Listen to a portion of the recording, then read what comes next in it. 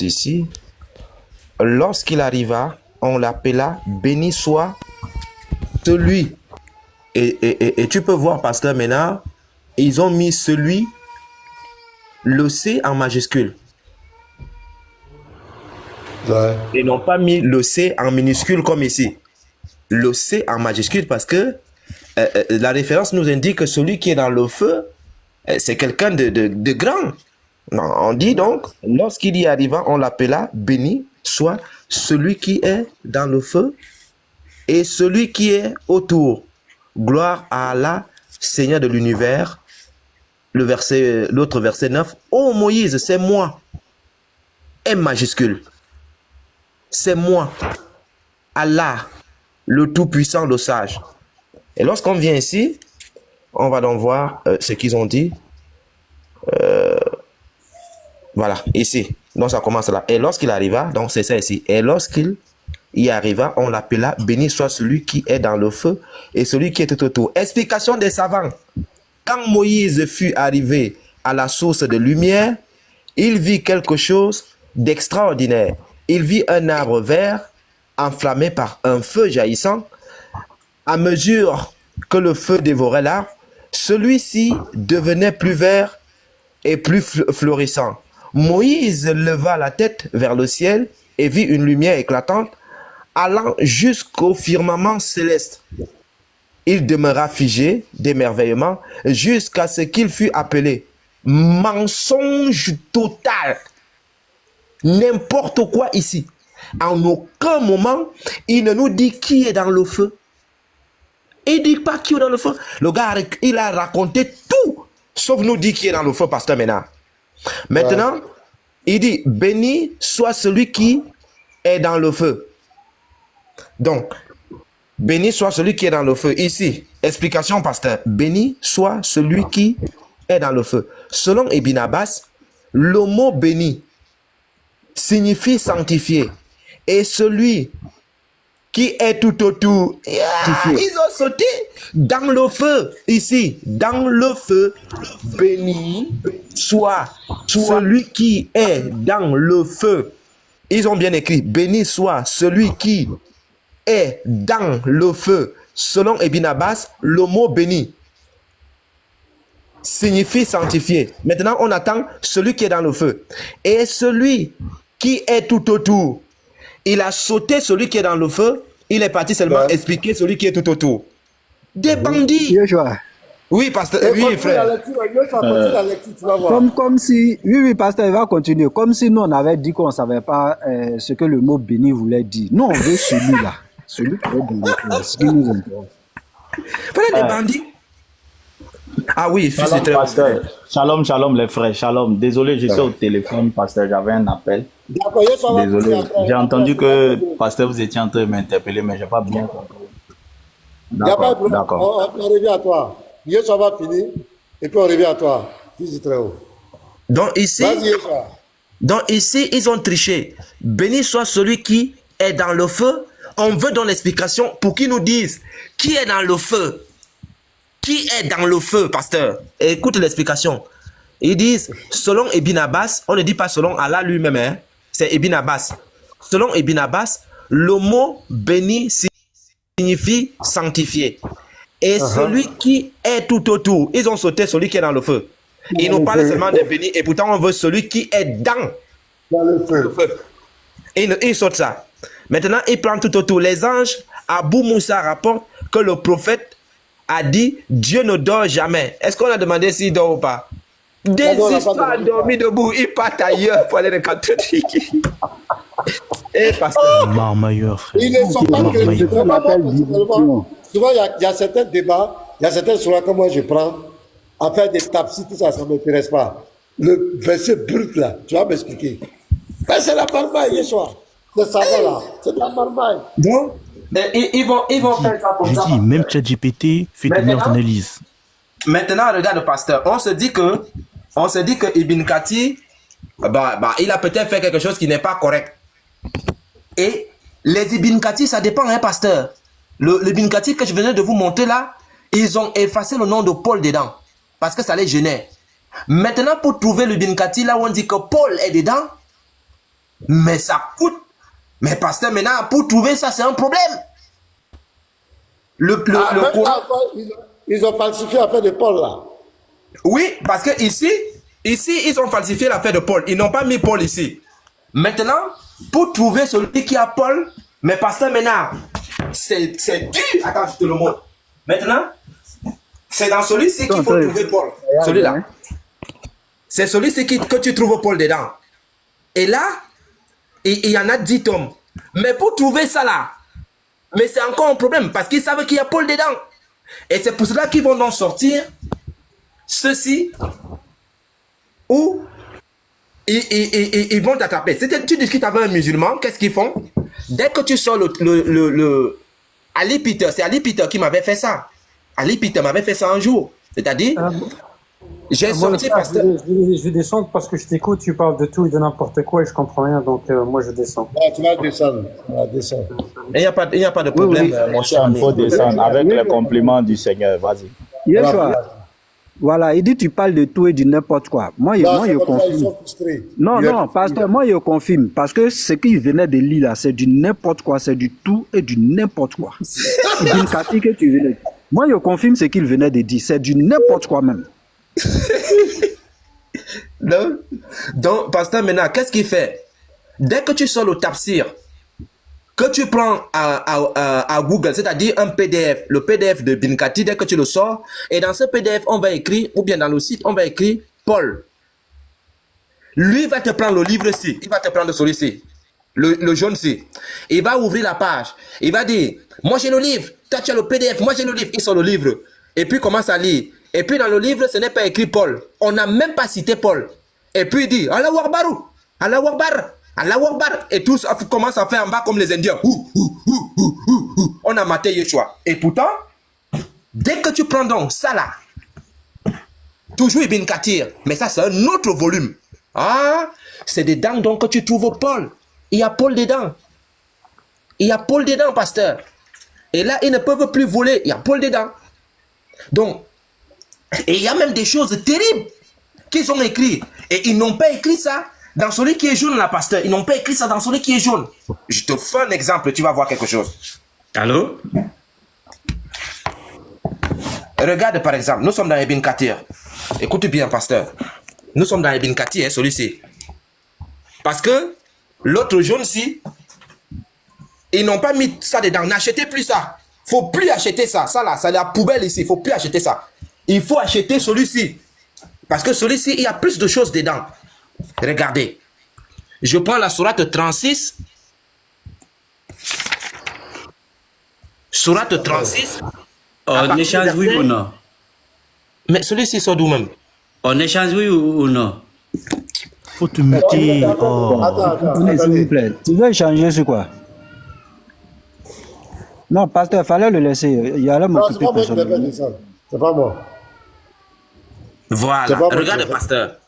Regarde cette sourate. Tu vois qu'il y a un mauvais signe déjà. Vas-y. Sourate 36, Yassine.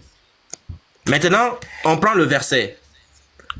Notre Seigneur sait qu'en vérité, nous sommes envoyés à vous et il ne nous incombe que de transmettre clairement notre message.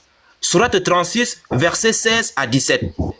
Le verset, tu ne comprends pas ce qu'il s'agit. Mais quand tu viens ici, on dit, quand nous leur envoyâmes.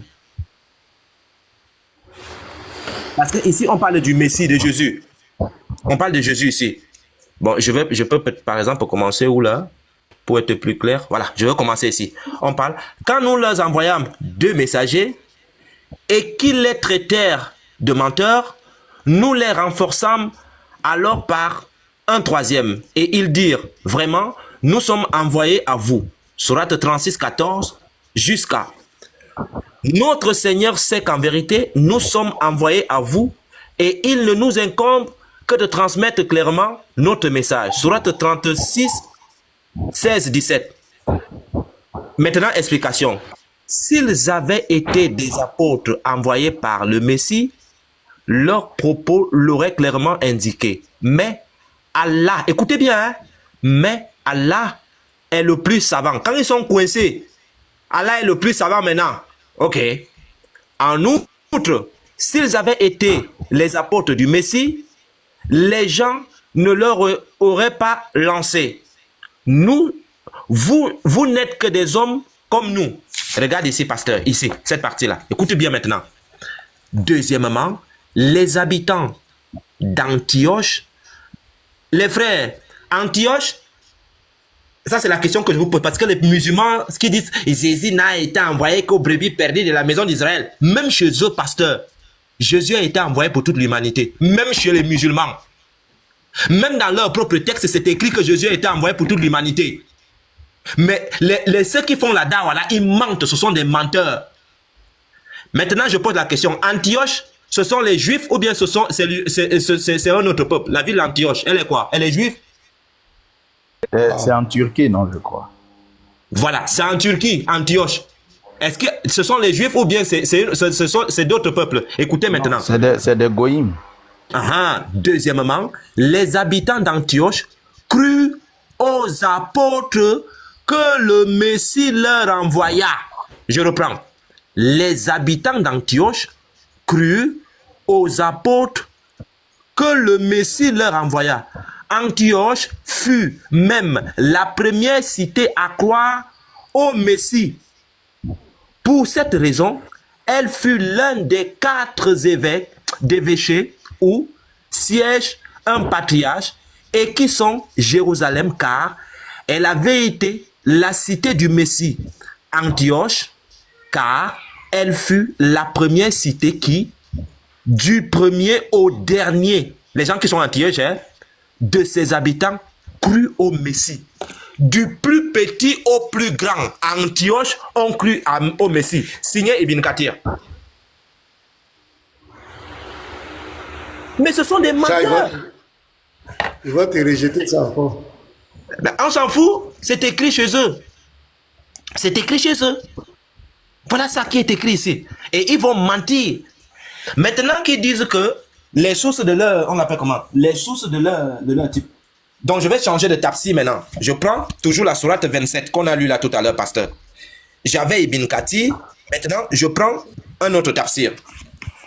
Ils vont faire la même chose. Ils vont jongler de la même façon. Sourate 27, versets 7 à 8. Ils vont faire le même jeu. Ce sont des bandits. Voilà. Ici. C'est écrit ici. Lorsqu'il vint, on l'appela, béni soit celui qui est dans le feu, et celui qui est autour, et gloire à Allah, maître du monde. Oh Moussa, assurément, c'est moi Allah, le très puissant, le très sage. Explication ici. Regarde, pasteur Ménard. Béni soit celui qui est dans le feu. Béni soit celui qui est dans le feu et celui qui est autour. Donc, il y a celui qui est dans le feu et celui qui est autour. Ok. Selon l'usage, la particule man sert à désigner l'être humain au masculin et au féminin. Il commence déjà à raconter des bêtises. Ce qu'on n'a pas demandé là, c'est ce qu'il commence déjà à dire. Au singulier et au pluriel. Quant à la particule phi, elle signifie être dans, se trouver à l'intérieur de quelque chose. Et littéralement, ce verset signifie béni soit là où les personnes qui se trouvent à l'intérieur du feu et là où les personnes qui se trouvent autour du feu. Des bêtises, des bêtises. Les interprétations et les analyses des exégètes sont trop nombreuses pour être exposées ici. Selon celle qui prédomine, ce verset signifie, nous résumons, que la bénédiction soit sur celui, man, qui vient chercher du feu, c'est-à-dire Moussa, ainsi que sur ceux. Il ne dit pas celui, il dit maintenant ceux. Ils ont sauté celui, parce qu'on dit d'abord, béni soit celui. C'est grave, hein? Ils ne sont pas honnêtes. Attends, Yeshua. Oui. Béni soit celui qui est dans le feu, on dit c'est Moïse, c'est ça? Oui. Regarde, je relis ici. On dit, le verset signifie, nous résumons, que la bénédiction soit sur celui, man, qui vient chercher du feu, premièrement. C'est-à-dire Moussa, Moïse. Ainsi que... Ça, c'est pas du banditisme. Maintenant, on dit ainsi que sur ce, il ne dit pas celui, sur ce man qui sont autour du feu, ils ont sauté celui qui est dans. Ils parlent maintenant de ceux qui sont tout autour. Oh, c'est un mensonge. Il y a une volonté de cacher quelque chose. Ah oui, ce sont des bandits. Yeshua. De cacher une certaine vérité. Oui, vas-y. Ouais, même si t'as fermé le livre, hein, et même sur le béni soit celui. Ouais, non, c'était juste une petite remarque. Même sur le béni soit celui, ils ont retiré le majuscule à celui. C'est des menteurs, c'est grave. Ils ont mis le celui en minuscule. C'est grave.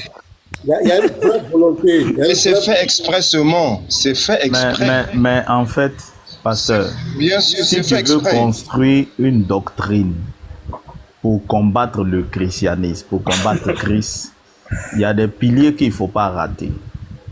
Première des choses, il faut présenter un Dieu qui n'est rien, qui ne ressemble à rien. Parce que si tu présentes un Dieu dont l'homme est l'image, ça veut dire que devenir un homme pour ce Dieu-là n'est plus humiliant. Donc, l'islam présente un Dieu qui n'est pas esprit et dont l'homme n'est pas l'image, qui n'est rien. Deuxième des choses, il faut présenter un Dieu qui est hors de la création, qui ne descend jamais.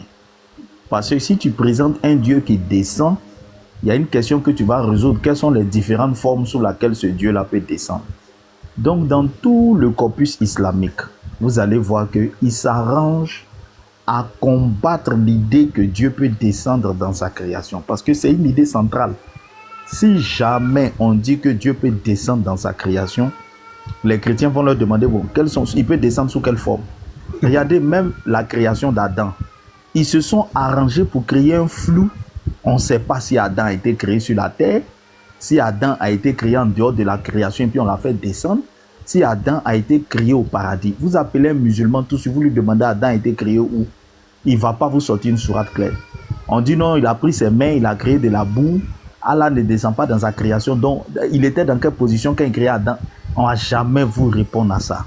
Voilà, on a sorti la sourate où il a parlé dans le feu. Et ils ne vont jamais vous répondre à ça. Jamais. Parce que dès qu'on dit qu'Allah descend, c'est fini. Jésus devient Seigneur en même temps. Si jamais on dit que Allah descend, c'est que Dieu s'est fait homme. Et ça là, il n'y a aucun... Les tafsirs vont lutter avec ça. Ils vont éviter la question, mais ils ne vont pas répondre. Voilà. Donc l'islam, c'est antichrist. En fait, shalom à tous. Ce qu'il faut comprendre, vous savez, pour moi, quand je fais un peu le parcours, l'islam, en fait, c'est comme le virus du sida. C'est comme le virus du sida. Comment on appelle le HIV. C'est-à-dire, il mute. Il est en perpétuelle mutation. En se basant des sources islamiques, si vous lisez, si vous remarquez l'islam du temps de Muhammad, en se basant sur les preuves archéologiques, vous allez vous rendre compte que ce n'est pas le même islam de l'époque omeyyade. Ce n'est pas le même islam de l'époque abbasside. Ce même islam subit encore des différences à l'époque ottomane. Maintenant, imaginez aujourd'hui. J'étais surpris, scandalisé même. Pouvez-vous imaginer qu'à l'époque omeyyade, le Hajj se faisait tout autour, le pèlerinage qu'ils font là, hein, leurs histoires qu'ils vont faire à la Kaaba là, ça se faisait autour de la maison du calife. Les musulmans vont dire c'est faux, c'est faux, c'est faux, c'est faux, c'est faux, c'est faux, c'est faux, c'est faux. Tous vont dire c'est faux ici. Je vous invite à aller lire le livre de Les 100 hérésies de Jean Damascène. Jean Damascène, c'est pas n'importe qui. Il fut secrétaire financier du calife Abdel-Malik. Quand vous lisez ce qu'il écrit sur l'islam, en tant que quelqu'un qui était dans la cour du roi, mais il rapporte des informations, il rapporte même des sourates qui n'existent pas dans l'imaginaire musulman aujourd'hui. Si on les présente, Les musulmans 2 points aujourd'hui, là, ils vont tout de suite rejeter. Mais, excusez-moi, quelqu'un qui a été à la cour du roi, qui apporte un témoignage, c'est quelqu'un qui d'office est crédible. Ce monsieur, pour lui, je donnerais par exemple, il dit que Zaïd n'était pas un fils adoptif de Muhammad, mais c'était plutôt un ami à Muhammad. Mais des siècles plus tard, autre chose nous sera dit. Donc en fait, c'est une religion qui est toutefois en mutation. Si bien qu'on a du mal à savoir quelle est la souche pure. Quelle est la souche pure? Regardez aujourd'hui, ce que les musulmans aujourd'hui font en fait, ils sont en train de faire une réforme de l'islam. Mais ils ne peuvent pas le faire comme l'église catholique l'a dit, bon voilà, nous on réforme notre religion, on va revoir des choses. Ils ne peuvent pas le faire parce qu'ils ont établi une certaine base où tout est sacralisé. Alors qu'est-ce qu'ils font? Ils le font de manière discrète. Nous qui ne sommes pas les Arabes, ils nous donnent des fausses traductions en nous faisant croire que ce que nous lisons dans d'autres langues, c'est ce qui est écrit en arabe. Or, ils imposent une croyance qu'ils veulent faire avoir. Maintenant, les Arabes musulmans qui ne lisent pas le Coran, ils leur font comprendre ce qu'eux, ils décident. Mais ces choses, ça ne se passe pas au niveau du musulman lambda. C'est au niveau des savants. Les savants, ceux qui connaissent les textes, là, ils savent concrètement qu'ils ont des sérieux problèmes. Voilà pourquoi dès qu'un savant essaie de monter au créneau pour dire autre chose que ce qu'on a fixé, on le combat. Moi, je me pose toujours cette question. Qatada, c'était un membre de la Sahaba. Comment on appelle l'oncle de Muhammad là? Ibn Abbas était un membre de la Sahaba. Tous les deux contemporains de Muhammad. Mais tous les deux disciples de Muhammad. Comment peuvent-ils diverger sur un point? Alors que tous les deux sont censés avoir écouté les mêmes choses. La même chose, c'est du même gars qui est Muhammad. Comment est-ce possible qu'Qatada et Ibn Abbas rapportent, tous remontent à Muhammad, mais ils ne rapportent pas la même chose? On se pose des questions. Muhammad a-t-il dit quelque chose à Qatada, puis a dit autre chose à Abbas, Ibn Abbas? Ou bien ce sont des imaginaires que les musulmans essaient de leur attribuer? Quand vous partez dans le tafsir, j'aime toujours donner cet exemple-là, de Al-Qurtubi, le tafsir de Al-Qurtubi, dans le volume 18. Al-Qurtubi dresse la liste des membres de la Sahaba. Il inclut Muhammad dedans. Des gens qui croyaient que c'est Isaac qui fut le sacrifié. Mais qu'est-ce qui se passe des siècles plus tard? Ibn Taymiyyah arrive, une autre génération arrive, vient bondir cette fois-ci Ismaël. Mais qu'est-ce que donc du coup on est divisé. On a les Sahaba qui croyaient que c'est Isaac, et on a ceux qui viennent plus tard qui viennent dire que c'est Ismaël. Bon, imaginez aujourd'hui. Donc pour moi l'islam c'est un virus, c'est comme le virus du sida. C'est un virus qui est toutefois en mutation. Mais cette mutation-là s'est faite discrètement. Elle ne peut pas crier dans le haut fort, dans le haut, sur le monté, sur le toit et dire on doit réformer l'islam. Parce qu'il y a des choses qu'aujourd'hui on se rend compte que ça a été des erreurs. Il ne peut pas le dire parce que le dire ouvertement, c'est reconnaître que le Coran a des erreurs. Alors qu'est-ce qu'ils font? Ils font ça en sous-main. Ils font ça discrètement en réactualisant leurs livres, en réactualisant certains mots dans le Coran, en attribuant de nouvelles traductions, afin que les gens commencent à avoir une nouvelle compréhension. Mais imaginez plus tard, qu'est-ce qui va se passer? Un jour, croyez-moi, c'est comme le foyer, pour rejoindre le foyer Yeshua. Des siècles plus tard, ce combat que nous avons là, peut-être pas, je ne sais pas si peut-être des siècles plus tard, mais à un moment donné là, ces choses-là les musulmans vont avoir une autre compréhension de l'islam. Ce ne sera pas le même, parce qu'ils vont se rendre compte qu'il y a trop de erreurs par rapport à notre temps. Il y a trop de erreurs, mais on ne peut pas le dire ouvertement, sinon on va reconnaître que Muhammad a faussé, on va reconnaître beaucoup de choses. Donc c'est quelque chose qui se fait discrètement, et ça a toujours été comme ça. L'islam de l'époque de Muhammad, ce n'est pas le même de l'époque des Omeyyades. Ce n'est pas le même de l'époque Abbasside. Mais pour terminer, je me dis toujours, les musulmans, vous nous dites que Muawiyah était un ennemi de Muhammad, un ennemi farouche de Muhammad. Bon, ce Muawiyah-là prend la tête de l'empire islamique. Il prend la tête du califat. Vous pensez vraiment que cet homme-là va garder la religion de votre prophète intacte? Vous pensez vraiment que cet homme-là, vous pensez vraiment que cet homme-là va garder tout ce qui était de Muhammad, alors qu'à l'époque de Muhammad, c'était son ennemi? Ça, les musulmans ne prennent pas la peine pour réfléchir à ça. Hein. Ils ne prennent pas la temps. Mais ils ont cette assurance-là aveuglée. Que c'est pas le même islam. C'est pas le même. Je vais m'arrêter là pour ne pas trop plus. Merci, c'est Frère Céleste, est-ce que je peux te poser des questions, s'il te plaît? Pose tes questions, vas-y. D'accord. Je suis là, hein. Tu peux poser. D'accord. Depuis que tu as commencé de parler, tu as dit que Muawiyah était l'ennemi juré du prophète Mohammed. S'il te plaît, premièrement, je te demande de me donner la source là où c'est écrit, parce que c'est toi qui l'as dit. Deuxièmement, attends, je pas fini. Deuxièmement, tu me donnes, comme tu as dit, l'islam qui était au temps du prophète, et l'islam qui était au temps de Oumar, je ne sais pas, avec les époques que tu viens de parler là, ce n'est pas la même. Maintenant, tu me dis, la shahada qu'on prononçait là, et la prière qu'on faisait là, donne-moi comment ça changeait, parce que nous, on sait que depuis le temps du prophète, on fait la même prière. Et maintenant, donne-moi comme ça changeait quoi. Donne-moi les changements de cet islam-là, s'il te plaît.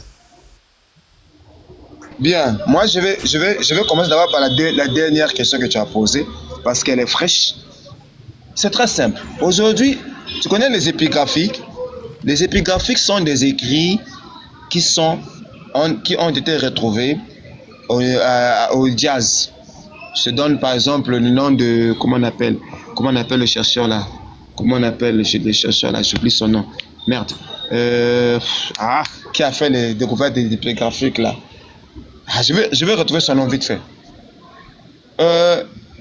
D'après les données historiques qui ont été retrouvées actuellement, on nous témoigne que près de 70 ans, le premier Shahada était son Muhammad. C'était juste ilallah, c'est-à-dire il n'y a de Dieu que Dieu, il n'y a de Dieu que Dieu, point. Il n'y avait pas Muhammad et son prophète. Je ne parle pas l'arabe. Je ne suis pas arabe, mon frère. Parle en français. C'est ce que je dis. Voilà. Le premier Shahada qu'on a retrouvé, d'après les preuves historiques, il n'y avait pas de Muhammad Rasulullah. C'était, il n'y a de Dieu que Dieu, point. Il est seul, point. Où est ta preuve? Bien, laisse-moi, je suis au bureau, je vais me connecter, je vais te ramener, je vais te donner le nom de ce chercheur-là. J'ai son nom, je vais tout de suite là, je vais dans mon bureau. Je vais fouiller ça. Bien. Attends. Premièrement, je vais te dire d'abord. Là, je parle avec des... Écoute-moi, je parle avec des données historiques. Hein. C'est pas avec les textes... je ne te réponds pas. Je ne te parle pas par rapport à ce que tes savants écrit 200 ans plus tard. Hein. Je te parle de ce qui a été retrouvé. D'accord. Dans ce point-là, il faut dire que tu ne tiens à rien. Parce que depuis que tu as commencé à énumérer ton histoire là, que tu ne tiens de rien. Tu dis historique. Alors que moi, je me demande quand est-ce que la religion est quelque chose d'archéologique ou bien historique, qu'on devait se baser sur ça, alors que le Coran qui a été descendu au prophète Mohammed sallallahu alayhi wa sallam a été sauvegardé, c'est-à-dire mis dans un seul Coran. Depuis ce temps-là, tu ne trouveras aucun verset qui a disparu depuis ce temps du prophète Mohammed sallallahu alayhi wa sallam. Tu ne trouveras aucun verset qui a disparu dans ce livre. Attendez, mais c'est pas... La Tcherno, là c'est naïf, hein. Ça c'est naïf. Hein, laissez-moi finir. Laissez-moi finir. Moi je vais te prendre tout de suite. Vas-y. Fini. Tu as fini? Pas ça maintenant. Laissons-le. En fait, tu sais, Tcherno, ton livre là, le Coran. Tcherno, attends, le Coran, c'est une donnée historique, oui ou non? Le Coran, c'est une donnée historique, oui ou non? C'est-à-dire, quand tu dis le Coran, c'est un livre historique, oui ou non? C'est une preuve historique, oui ou non? Si c'est une preuve historique. Tu vois, en fait, tu viens faire le débat alors que tu ne connais même pas les éléments essentiels. Le Coran est historique. Bien, écoute, de la même manière que ton Coran est historique, aujourd'hui, nous avons des preuves, autres preuves que le Coran, des preuves historiques, des Arabes qui ont écrit des preuves, qui écrivaient sur des pierres, d'accord? Qui écrivaient sur des pierres, des découvertes de l'époque de ton prophète là, d'accord? De ton prophète. Maintenant, ces découvertes-là nous relatent, nous racontent une autre histoire que ce que tes savants, Ibn Kathir, qui ont écrit 200 ans plus tard. Quand un arabe écrit sur une pierre, ça reste comme une trace. D'accord? Et l'ensemble de ces traces-là nous permet aujourd'hui de découvrir qu'en fait, le premier shahada, la première shahada, là, il n'y avait pas de Muhammad Rasulullah. Est-ce que tu comprends? Pour faire terre à terre. Pour faire terre à terre, c'est ce que je suis en train de faire comprendre. De la même manière que tes savants, suis-moi, de la même manière que tes savants, Ibn Kathir ont écrit, ce sont des livres historiques. Maintenant, il y a des recherches historiques qui ont permis de découvrir plusieurs shahadas, mais sans Mohammed Rasulullah. Est-ce que tu comprends ce que je dis? Excuse-moi, le frère Céleste. Même dans le Coran, excuse-moi, monsieur Tia, même dans le Coran, toi, tu traites de kuffar parce que dans le Coran, on ne dit pas Muhammad Rasulullah, ça n'existe pas. Ça veut dire que le Céleste a raison. Lorsque vous faites la shahada, vous mettez Muhammad dedans. C'est du mensonge. Il n'y a pas Muhammad dans la shahada. Sourate 3, verset 18.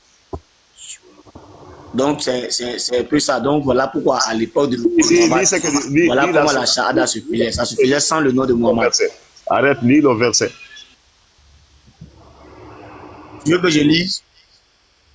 Mais regarde, c'est très simple. Attends, je te donne un exercice simple. Non. Je te donne un exercice simple. Donne-moi dans le Coran un verset clairement. Illallah, Mohammed Rasulullah. Donne-moi ça dans le Coran. Donne-moi ça. On t'attend. Donc, toi, de te donner un verset là, ilaha illallah, Muhammad Rasulullah. C'est que j'ai dit. Donne-nous la sourate. Tierno, attends, frère Céleste, émotion. Le frère Céleste dit que votre shahada a été composé bien plus tard. Et qu'au début, ce n'était pas comme ça. Tu as discuté. Il t'a expliqué, tu refuses de comprendre. Il dit, bon, donne le verset où il y a votre shahada. Il faut donner le verset, on va avancer. On ne va pas rester dans des discussions comme ça inutiles. Donne le verset, s'il te plaît. Attends, c'est ce que je dis. S'il ne comprend pas quelque chose, il n'a qu'à demander la chose. Au lieu de rester ici, de donner des faux histoires et de mentir. Est-ce que tu comprends? Parce que regarde ce qu'il dit. Il dit l'histoire et les historiens, c'est-à-dire des historiens récemment qui sont venus dire que on a trouvé, même ça d'abord. Il faut laisser l'historien là d'abord. Regarde, on est sur le point numéro 1. Laisse-moi finir. Ça. Faut nous donner le verset. Parce que Céleste a dit, il a dit que c'est vrai. Moi, je confirme. Écoute, il dit que la shahada que vous faites avec le nom de Muhammad, ce sont des trucs, c'est des choses un peu non faites. Regarde, dans le Coran, ça n'y existe pas. C'est-à-dire, au temps de Muhammad, ça n'existe pas. Toi, maintenant, il faut nous donner la référence. Scanner historique, s'il te plaît, laisse-moi finir. Toi, tu es historique. Laisse-moi finir. Est-ce que tu comprends? Parce que vous avez parlé ici, moi je ne vais pas parler. Laisse-moi finir. Oui, voilà. Donne le verset. Parce que ça, la question, c'est sur l'Osada. La question, c'est sur l'Osada. Maintenant, il parle d'histoire. Des historiens récemment qui sont venus. C'est-à-dire faire des recherches, soi-disant des recherches. Alors que... pas dit des historiens récents. Il faut donner le verset Tierno. Laisse les bavardages, s'il te plaît. Hein? Laisse histoire, tout ça là à côté. Donne le verset, s'il te plaît. D'accord. Un verset qui dit, c'est-à-dire, La ilaha illallah Muhammad Rasulullah sallallahu alayhi wa sallam, c'est le prophète qui a enseigné ça. Mais il y a La ilaha illallah dans le Coran, il y a Mohammed Rasulullah. Non, c'est pas ce que... Fais doucement. Tierno, s'il te plaît. On t'a demandé la shahada avec le nom de Muhammad dedans dans le Coran. Tu nous fais une histoire. Attends, on va aller doucement avec lui. Tierno, quand on débat, c'est un raisonnement qu'il faut suivre. Le raisonnement est simple. Frère Céleste dit que la shahada que vous dites aujourd'hui là, il a là, Muhammad Rasulillah. Ce que vous dites aujourd'hui là, à l'époque du prophète, ça n'était pas comme ça. Donne des preuves. Non, faut te calmer. Mais je parle. Attends, tu sais que moi, je suis un peu... Laisse, on va lui donner les preuves. Laisse-moi, je vais parler. Il n'est qu'à lire la sourate 3, verset 18. Attends. Il faut réciter la sourate 3, verset 18, mon ami. Mais toi, la ferme, toi, laisse tranquille. Non, je t'ai demandé de réciter la sourate 3, verset 18. Il faut réciter. Au lieu de me demander, comme tu es là, pourquoi tu ne récites pas? Non, je t'ai demandé pardon. Il faut réciter la sourate 3, verset 18. S'il te plaît. J'ai dit, au lieu de me demander, comme c'est toi qui... Tu as demandé au frère fils du Très-Haut de te donner les preuves. Je te donne la preuve que ça n'était pas... Maintenant, je te donne la sourate en appui. Sourate 3, verset 18. Récite sur l'arabe. Comme toi, tu as les preuves. Maintenant, lis les preuves, tout le monde va entendre. Je te demande pardon de lire. Ne me demande pas pardon. Attends, il faut réciter, s'il te plaît. C'est toi qui as... Oui. Plaisanter comme ça. On peut continuer les frères. Tierno, quand vous venez dans les débats, quand vous êtes coincé, vous faites tout pour bloquer la discussion, créer un désordre et puis profiter de ça pour ne pas que les 300 et quelques personnes qui suivent la voient la vérité. Pourquoi c'est votre habitude? Tu vas commencer par ne plus écouter les gens, couper les gens, créer un désordre et puis faire comme ça et puis on va te descendre. Tu ne descendras pas. Je dis et je répète, le frère Céleste a dit qu'au temps de ton prophète, la shahada n'était pas faite comme ça. Tout ce qui est fait dans l'islam là, ça sort du Coran ou ça sort d'une prescription du prophète. En islam, on ne fait pas les choses par passion. On ne fait pas les choses de soi-même. Ça, tu le sais. Maintenant, la première preuve de ça là, c'est le Coran. Si la shahada a été prescrite par Allah ou prescrite par le prophète, on regarde d'abord dans le Coran. Dans le Coran, peux-tu nous donner un verset où la shahada est écrite? Le Coran est la première source, ou bien tu nous dis que la shahada là, c'est vous-même qui avez inventé ça. Dans ce cas, si jamais tu dis ça, ça veut dire que tu rejoins le frère Céleste. Quand le frère Céleste dit qu'au début, c'était pas comme ça. La shahada là, ça a été inventé ou bien c'est Allah qui a donné. Si c'est Allah qui a donné, donne-nous la sourate où la shahada est écrite. Si ça a été inventé aussi, tu nous dis non, ça a été inventé. Et puis ça veut dire que le frère Céleste avait raison, on avance. D'accord. Regarde comment vous êtes. Il a dit ça, il a dit que c'est-à-dire la shahada a été modifiée. Je lui ai demandé de donner la preuve. D'abord. Maintenant, lui, comme il sait que je lui ai demandé de donner la preuve, il retourne encore la même question de me dire de trouver la shahada dans le Coran. Alors que lui, il verset, pardon. C'est pas ce qu'il a dit. Tu as dit qu'il te donnait la preuve. Et moi, je t'ai donné la sourate 3, verset 18. C'est la preuve que tu as demandé à Céleste. Je t'ai donné la preuve. Sourate 3, verset 18. Les frères. Regarde, j'ai commencé à parler. Comment t'appelles? Le frère Céleste, attends un peu. Le frère Céleste a donné l'information. Tu dis que cette information n'est pas correcte. Prouve-nous le contraire que c'est pas correct. Non, c'est pas comme ça c'est passé. Ce n'est pas comme ça. Tu ne peux pas nous prouver le contraire que c'est correct. Laisse-moi. Attends. Tu vas parler. Oh, non. Pourquoi? Non, Tierno, écoute-moi, excuse-moi. Je vais répondre à ta question. Moi, je vais répondre à ta question pour montrer ma bonne foi. Et si possible, si j'ai un frère qui a l'accès à l'internet là, il peut aller vérifier. Je vais répondre à ta question. Montre-moi tes sources pour te montrer ma bonne foi.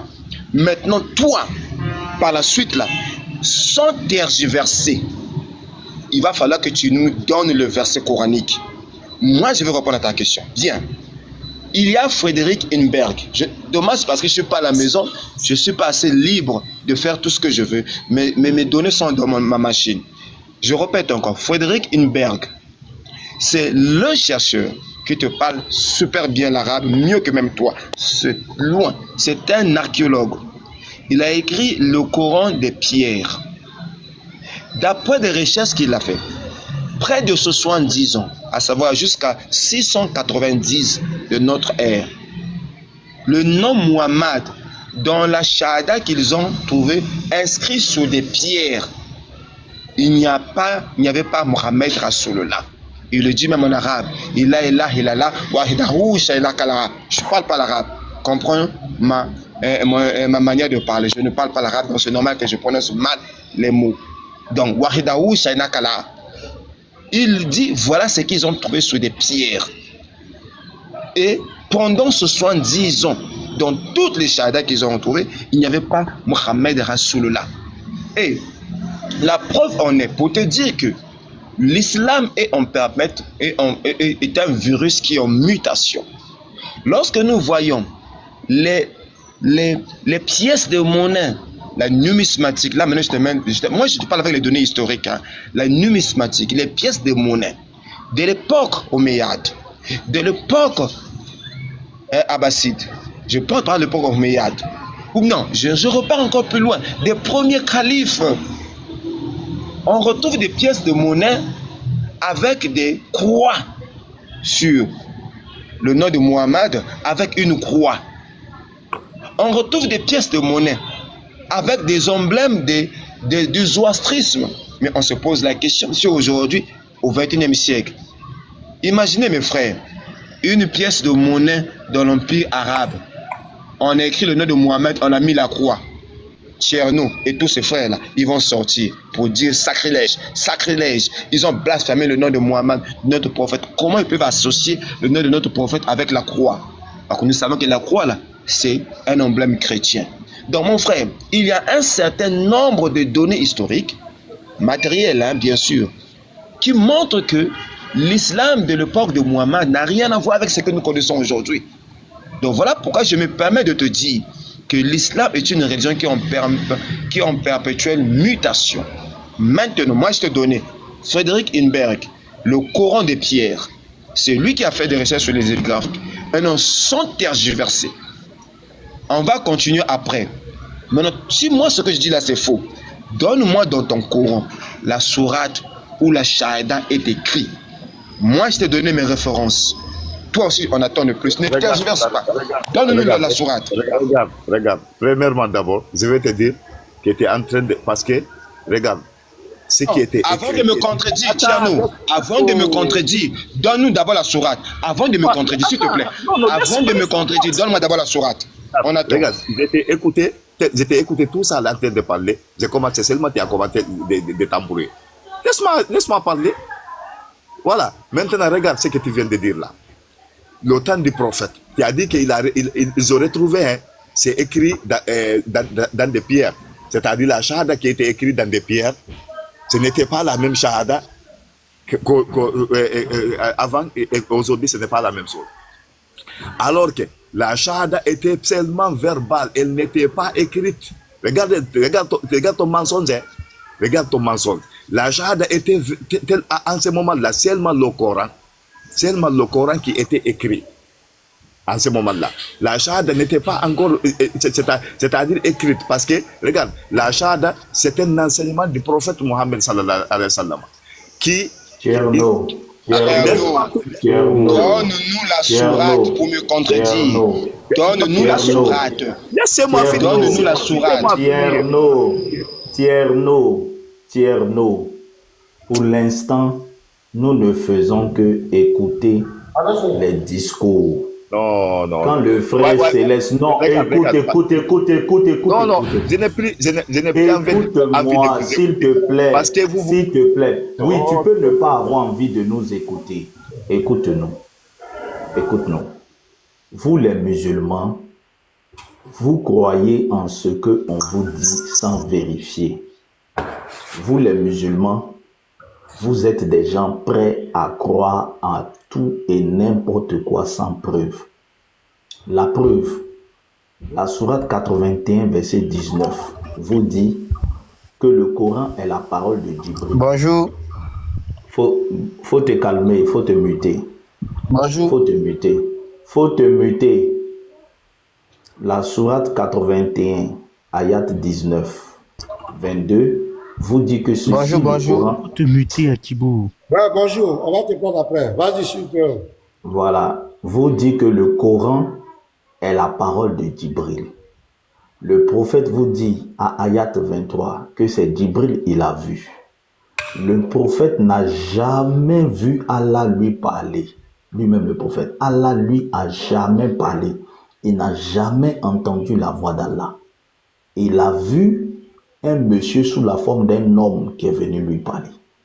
Au début, quand le monsieur lui a parlé, il ne savait même pas que c'était un esprit.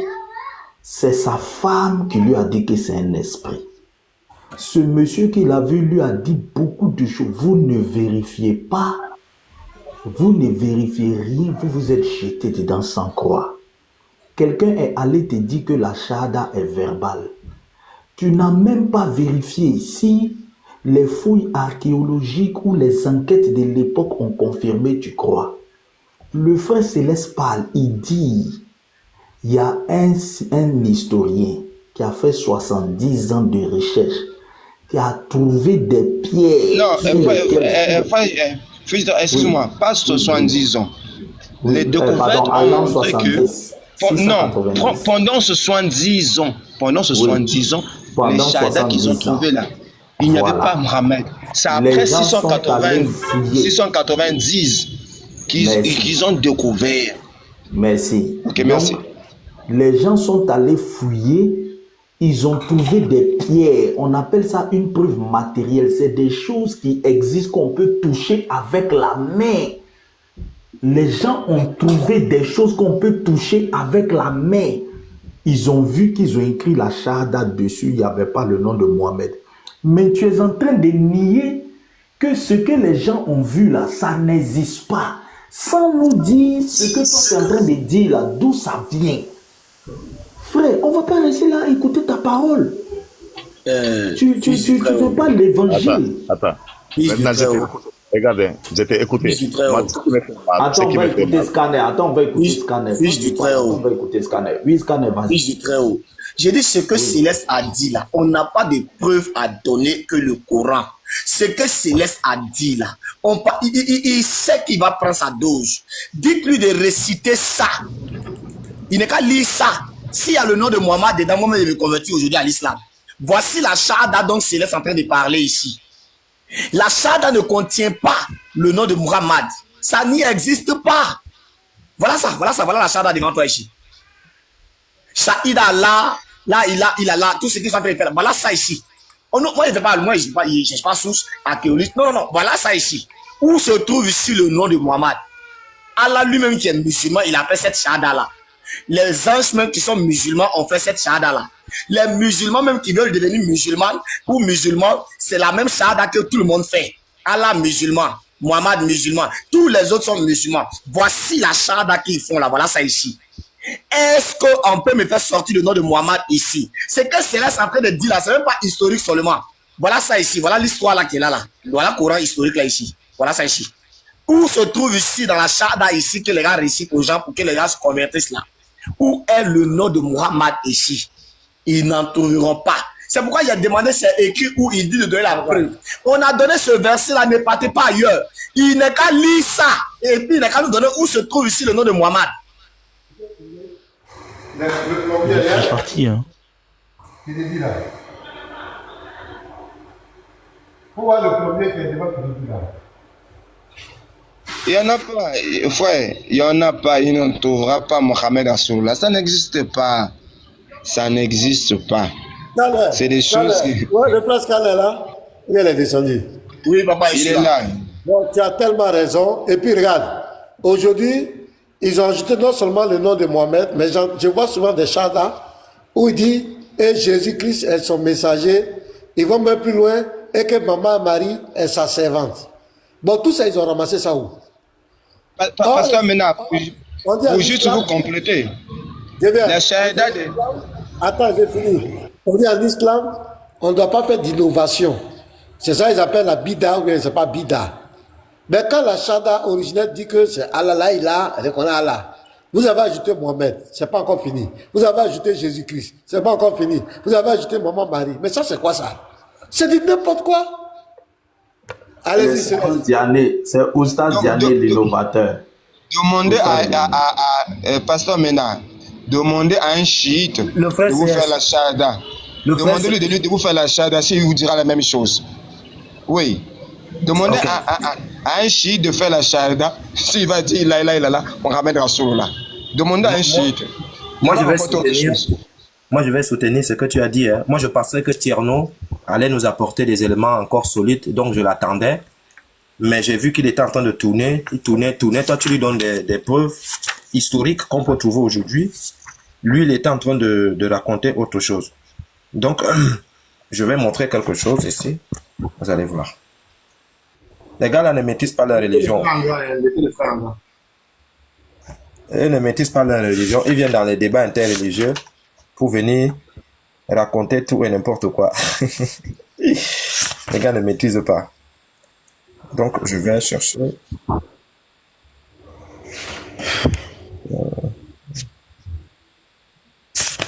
Attendez, je vais prendre directement. Vous allez voir. Donc, moi, je vais soutenir ce que mon frère est en train de dire par rapport à... Le scanner a déjà réglé l'histoire de la shahada. Ça, c'est réglé, ça. Ok. Je suis dans ce livre-là. Les 3 visages du Coran. Ça, c'est le tome 2.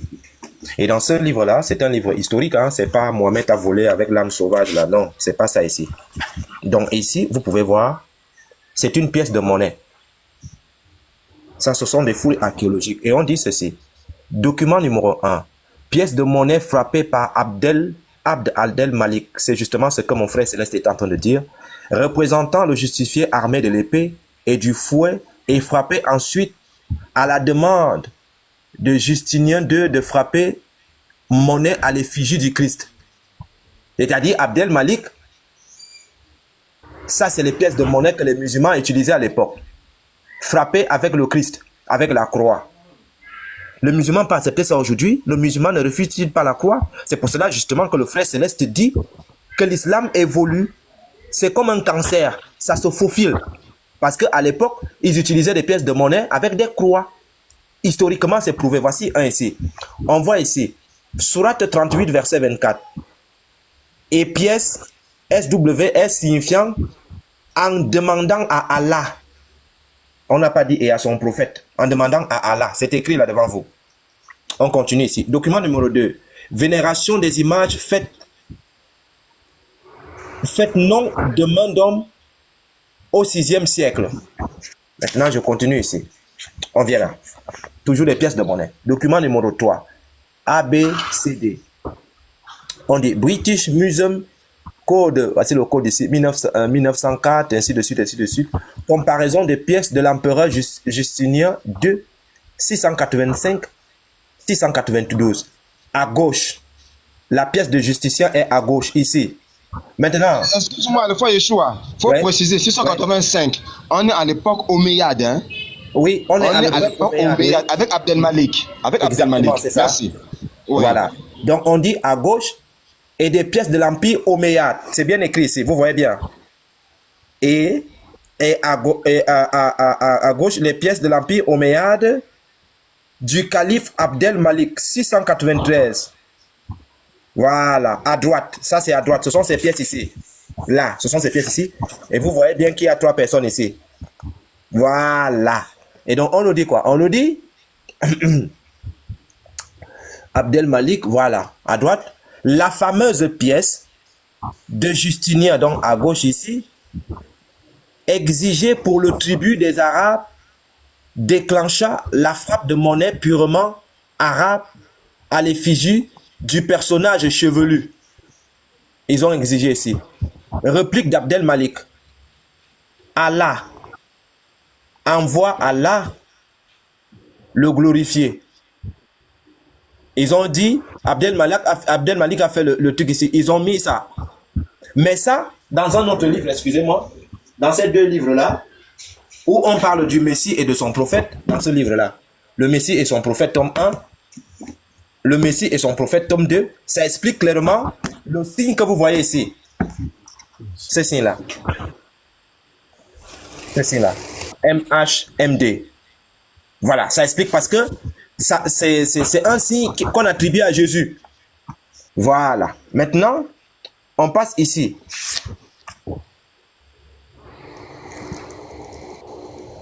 Regardez. Glorifié soit Allah. Document 5. Pièce Omeyyade. On dit, une question vitale se pose dans le Coran. Faut-il recourir à NSR, Allah pour être secouru? Quelle fonction du messager Mahidan? Les secoureurs, qu'est-ce qui se passe? C'est que dans des pièces, on voyait que Allah était secouru par une autre personne. Dans les pièces, on se rend compte que Allah est secouru par une personne. C'est pour cela que la lecture que je venais de vous faire là, elle est bizarre. Je reprends. Une question vitale se pose dans le Coran. Faut-il secourir NRS, Allah pour être secouru? Quelle fonction du messager Mahamidan? Les secourants sont étymologiquement les NRS, qui sont aussi les chrétiens. Le mot MHMD est graphiquement lié à la croix. Donc aucun musulman ne peut me dire que c'est Rasoulillah. Sinon, je vais le foudroyer avec ceci.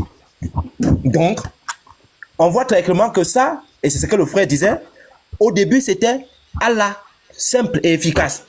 Mais ils ont ajouté Mohamed Rasoulillah. C'est pour cela que d'autres musulmans n'acceptent pas la shahada en mettant le nom de Mohamed. D'autres musulmans n'acceptent pas ça. D'autres musulmans font la shahada sans ajouter Mohamed. Parce que ce sont eux. C'est-à-dire, il y a une confusion chez eux. Ce sont eux, le fils du Très-Haut, qui disent que tous les prophètes ont un même niveau. Il n'y a pas un prophète qui est plus grand que l'autre. Mais malheureusement, on voit que c'est Mohamed Rasoulillah qu'on met dans la shahada. Pourquoi on ne met pas Jésus? Pourquoi on ne met pas Moïse? Pourquoi on ne dit pas là et là et là, là, là, là, Moïse est son prophète? Pourquoi ils mettent toujours Mohamed? Et pourtant ils disent que non, chaque prophète, les prophètes se valent. Cacophonie. Donc, vous voyez donc ici, on dit là. Donc on dit ce mot-là. MSLM est lié aussi à la croix. Le thème du secours est très important dans le Coran. Qui sera notre secourant dans ce retour vers l'Éden? Le salut peut se lire dans l'expression Sabil Allah, omniprésente, oui. Le titre des califes sera celui de Mansour. C'est un calife. Celui apporte, on a écrit celui apporte la victoire ils retranscrivent de la même façon. L'autre titre sera celui de MHMD. Celui qui apporte la louange. Qu'est-ce qu'ils vont faire?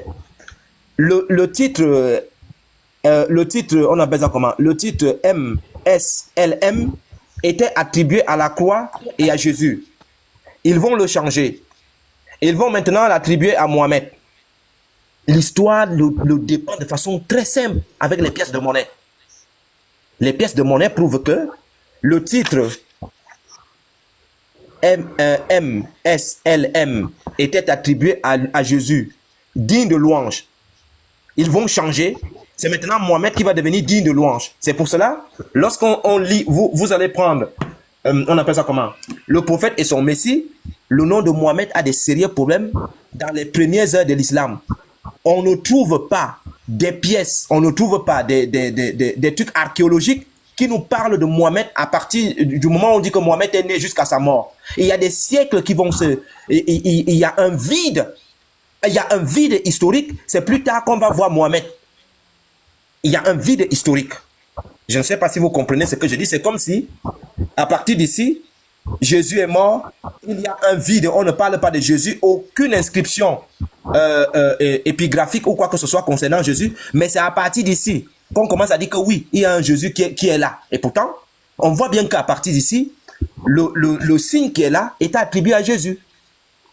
Donc, il y a des pièces de monnaie comme ça. Vous voyez par exemple la pièce 6 ici, où on dit le titre MHMD signifie louer. Le titre HMD sur les pièces perses. Les pièces perses signifient louer. Les Perses avaient aussi leurs pièces signifiant louer. Pourquoi? Parce que les Perses avaient la religion qu'on appelle le zoroastrisme. Et c'était du monothéisme. Et c'est pour cela que je disais le matin que l'islam a beaucoup copié sur la religion perse. Parce qu'eux, ils avaient déjà de l'écriture et ils étaient bien structurés. Donc, ils vont donc beaucoup clicher les choses là-bas. Le paradis sexuel, le pont Chirat, les vierges au paradis, Mohamed a voyagé pour aller chercher les 5 prières au paradis. Toute cette histoire-là, c'est des mythes qu'ils ont récupérés chez le zoroastrisme. Ça n'a jamais existé. Et c'est notamment pourquoi la sourate 17, verset 1, c'est un problème. Parce que cette sourate-là, Mohamed était déjà mort. Il n'y avait pas de mosquée à Jérusalem. Ça n'existe pas. Il n'y avait pas de temple à Jérusalem. Donc, quand on mélange tout ça, c'est de la cacophonie. C'est pour cela que ce livre est très important parce que il nous montre les choses historiques avec des pièces qu'on a trouvées. Donc, ce n'est plus que Mohamed a voyagé avec l'âne. Non. Ça, c'est pas ça ici. Historiquement, on prouve que ça n'existe pas. Par exemple, ici, on dit, document numéro 7, victoire à Allah. On met le NSR, Allah, la racine, est aussi traduite par chrétien. Ainsi que la sourate 3, verset 52, les apôtres de Jésus sont dits les musulmines et les ansari, secoureurs. Le mot a forcément un autre sens profond. Dans sa charte primitive, le mot désigne une qualité de foi particulière. Donc les pièces de monnaie sont là, comme le frère le disait tantôt, c'est clair. C'est pour cela, lorsqu'on a posé la question au frère, est-ce que tu peux nous apporter le contre de ce que le frère a dit, il va refuser. Voilà. Donc voilà, vous voyez. Donc, oui. Voilà la première fois. Non, remets là où tu étais. Remets. Là où tu t'es arrêté. Voilà la première fois la mention de la. Non, là où tu étais, la pièce de Abdelmalik là. Non, là où tu t'es arrêté là. Non, retourne. Ici. Pas là où tu étais là. Voilà. Ici là. Voilà la première fois quand la Shahada est retrouvée au complet. C'est à l'époque d'Abdelmalik. C'est dans cette pièce-là, le gars là, le milieu là, ça représente lui. Il a là, Mohamed Rasulullah. En fait, même Abdelmalik, lui, ce qu'il fait là, en fait, il reprend ça, il prend ça de son calife, de son rival. Ouais. Normalement, c'est son rival qui sort pour la première fois. Il est là, Mohamed Rasulullah. Donc, du coup, c'est la première fois qu'on retrouve la Shahada au grand complet. Et ce qu'il y a encore à noter, c'est que dans un livre, le Chronique de Zoknin, un écrit de 717, il y a un témoignage d'un écrivain qui est rapporté de cette époque-là et qu'il démontre comment est-ce que le calife Abdelmalik se faisait appeler Muhammad. Oui. Parce que lui, dans son livre, dans son écrit, il rapporte que Muhammad a conquis la Palestine. Or, on sait que Muhammad n'a pas conquis la Palestine. Celui qui se faisait appeler prophète et qui avait conquis la Palestine, ce n'était pas Muhammad, c'est Abdelmalik qui a conquis la Palestine. Donc, du coup, on se rend compte finalement. En fait, attends, j'ai trouvé quelque chose, je vais souligner ça. Regarde. Et tu as raison, c'est pour cela qu'il n'avait pas de réponse. Regardez ici.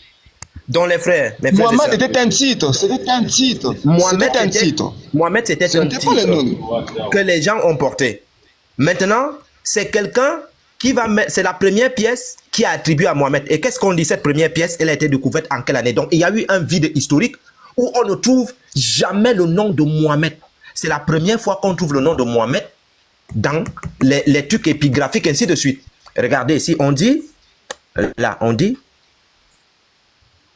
Les dédales théologiques sont absents. Ce genre implicatif et incantatoire balaie toutes les sourates dites médinoises. L'obéissance à Allah et au prophète, au dernier messager, semble quant à elle tardive tardive.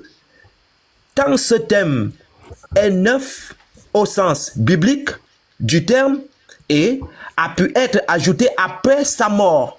En effet, le processus de l'écriture coranique ont été établis sur plus de 200 ans et c'est-à-dire c'est la source ici, les textes coraniques sont très variés. Les notes visant à introduire la biographie de Mohammed datant de 750. Mohammed est mort en quelle année? Donc vous voyez donc que c'est plus tard qu'on va donc ajouter Mohammed dans l'histoire, parce que à partir du moment où Mohammed est mort jusqu'à cette période, on n'a pas de preuves historiques le concernant. On n'a pas de preuves matérielles concernant Mohammed, ça n'existe pas. Ce sont Abdel Malik qui va tout arranger. Et c'est pour cela que le nom est tardif. C'est pour cela qu'on trouve Mohammed Rasoulillah ici. Donc, ce que le frère Céleste est en train de dire, il a raison. Aucun musulman ne peut prouver le contraire. Bon, les frères, j'ai fini et j'ai beaucoup parlé. Je voulais juste montrer que le frère avait raison par rapport à ce qu'il était en train de dire. Merci, Yeshua. J'ai une petite question. Voilà, c'est clair. Donc, les savants musulmans sont-ils crédibles? Voici notre thématique. Voilà, Évangéliste Doué, bien arrivé. Bonne arrivée. Shalom, homme de Dieu. Shalom à tous les soldats de l'Éternel. Je vais super bien, homme de Dieu. Je salue au passage Unique Boy, mon frère Yoshua, Céleste, vraiment Scanek, fils du Très-Haut. Que Dieu vous bénisse. Si je n'ai pas cité le nom de quelqu'un, vraiment, le combat continue. Je suis avec vous, je vous suis de près. Voilà, je vous suis de près. Donc, je suis là ce matin pour accompagner mes frères. Pasteur, vraiment, que Dieu te bénisse. Amen. Amen. Donc, notre petite thématique. Sylvos, Pasteur, maintenant, il y a le frère Sylvos qui a une question qu'il voulait poser. Ouais, Sylvos, vas-y. Sylvos. Zlamé, bonjour. Hein. Désolé. Zlamé. Ouais, vas-y. Oui, du coup, c'était par rapport à ça, parce que je pense que ça peut être une très belle thématique pour des futurs lives. C'est du coup, d'où vient, si Mahomet c'est juste un titre, d'où vient l'inspiration du personnage, entre guillemets, Mahomet? En fait, ils sont inspirés de Abdel Malik, en fait, si je comprends bien, en fait.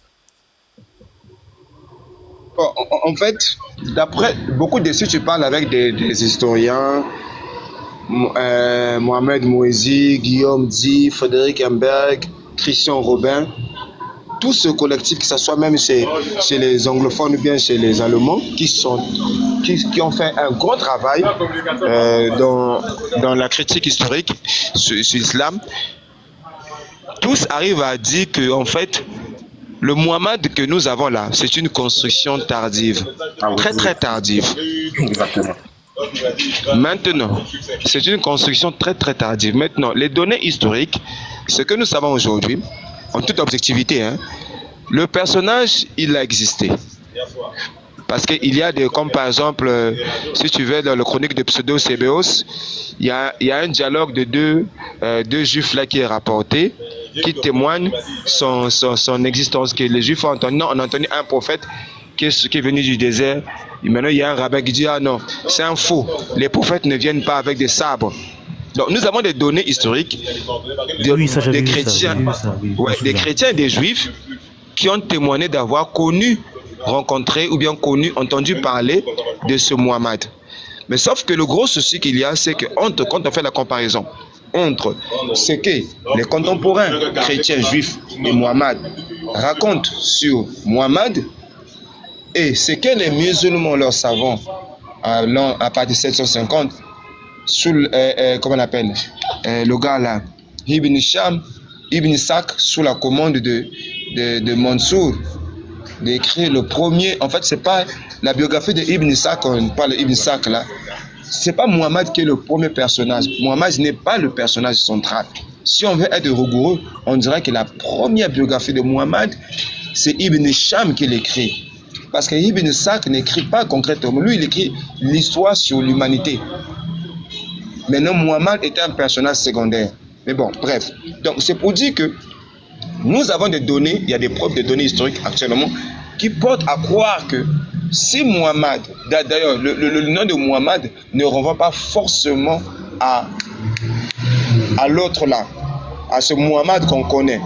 Parce que dernièrement sur notre live, lorsqu'on avait invité Leila Kadr, l'auteur du livre Les trois visages du Coran, et nous a fait parvenir une information hautement précieuse, une découverte que Christian Robin a fait d'une épigraphie datant de 570, mon frère, en Syrie. 570 en Syrie. Dans cette épigraphie-là, le nom de Muhammad y figure. Tu vois comment ça balaye, ça met à terre toute l'historiographie islamique.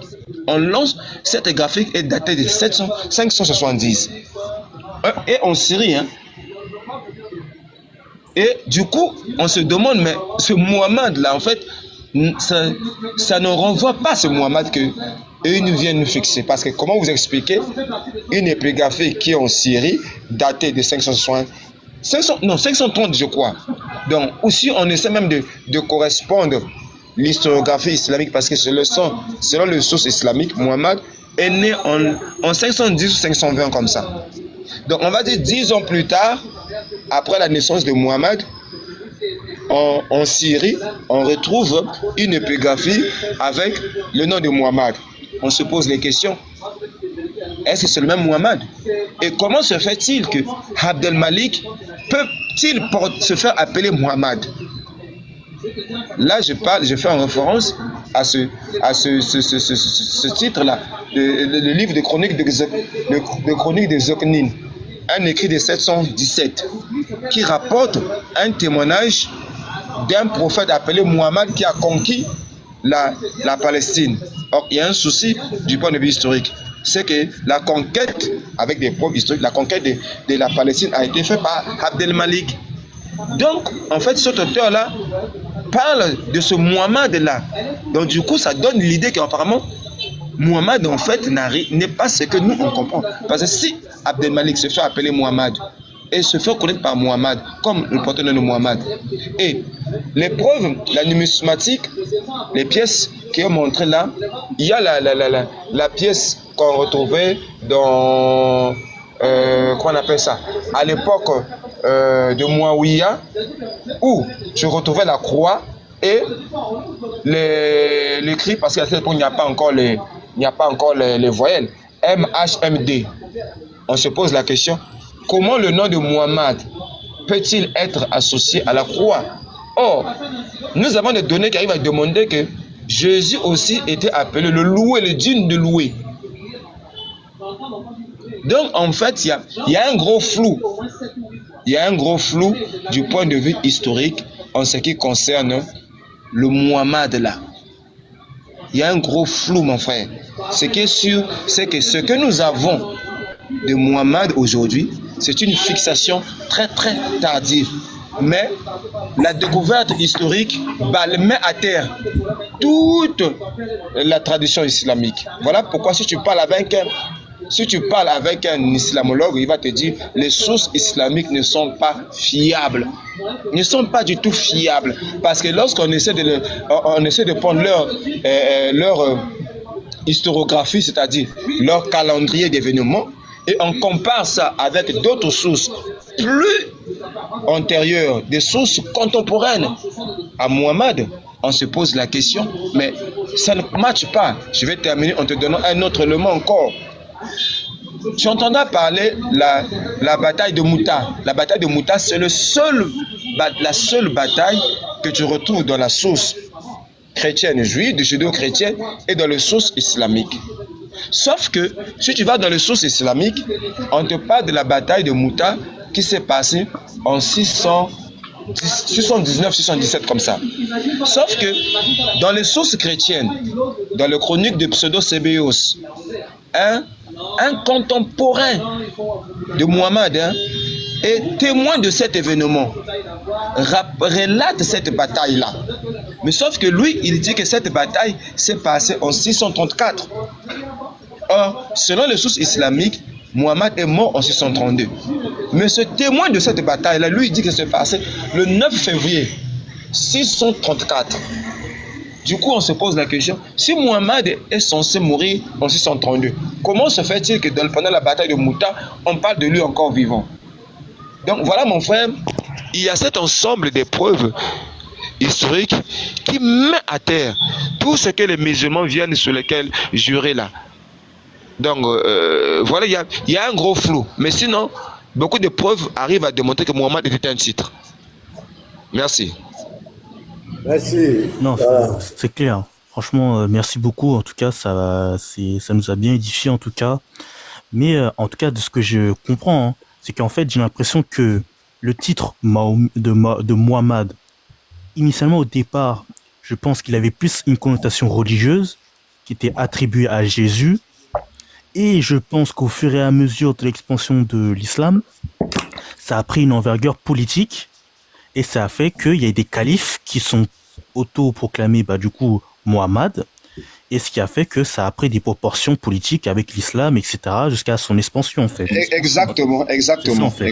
Donc on est passé d'une connotation religieuse à un détournement pour passer ça à un fait plutôt politique, en fait.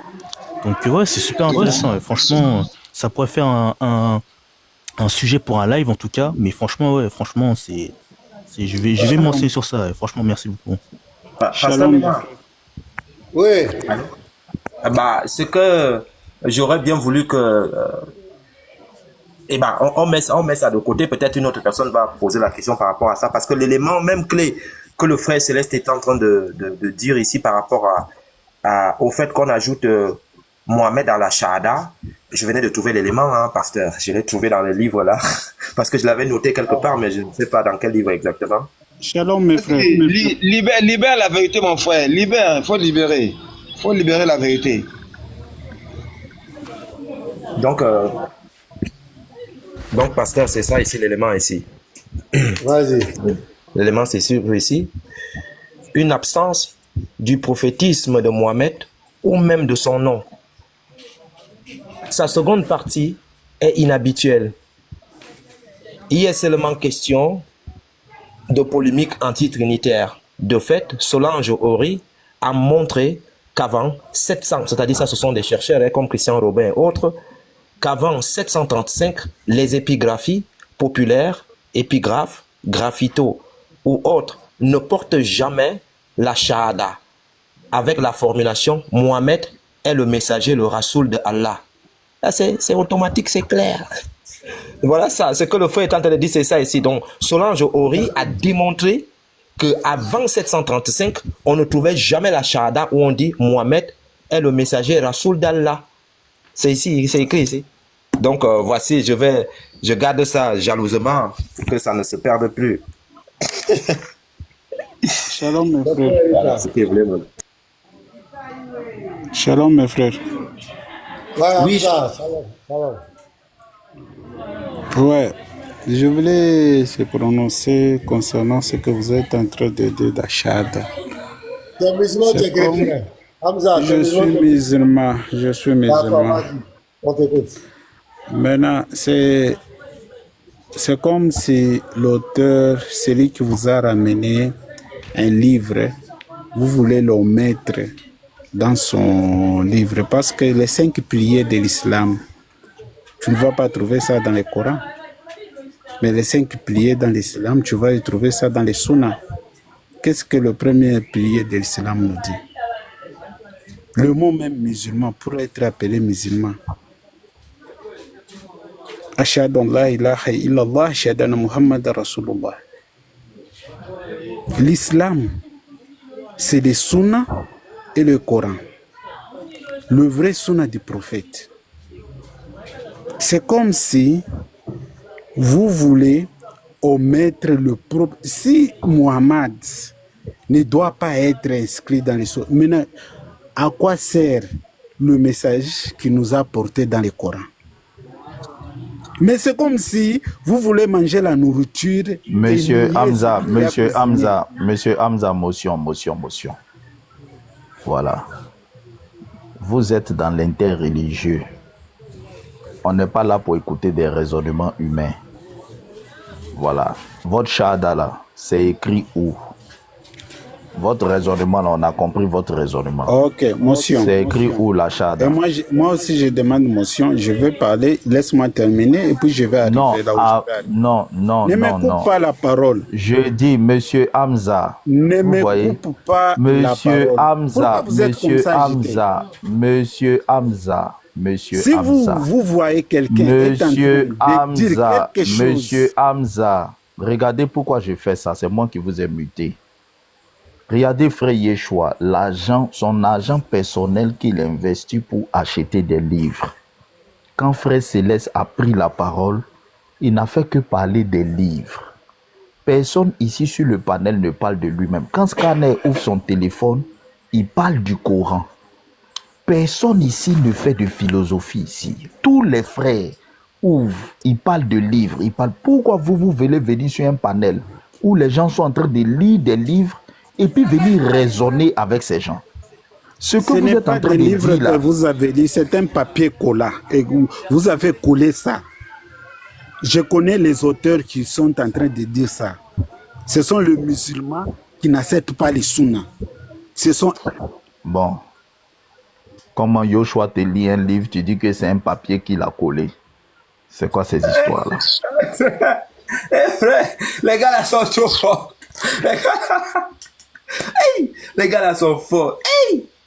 Non. Tu vois la nuit, le frère fils du Très-Haut, je lis une source, je donne la référence. Le gars me dit que il faut que je lui montre le document où je suis en train de lire. Je t'ai déjà montré la source, vas-y chercher. C'est comme si quelqu'un te dit Jean chapitre tant, verset tant. Et tu lui dis que il faut d'abord lire pour que je sache que c'est Jean chapitre 17, verset 3. Mais c'est pas possible, les gars là sont peurs. Ils sont vraiment choses. Tu lis un bouquin, lui, il vient dire que c'est papier que tu as collé. Hein? On vous montre la vérité. Si vous ne voulez pas l'accepter, ne l'acceptez pas, mais ne montez pas sur le panel ici pour venir, voilà, raconter des choses, dire des choses, ainsi de suite. Ne faites pas ça. Toi, tu trouves que le livre qu'on te lit là, c'est un papier collant. Tu connais les auteurs, c'est des musulmans qui n'acceptent pas la sunna. Qu'est-ce qu'on a en foutre? Hein? En fait, c'est la vérité qui fait mal. La vérité fait mal.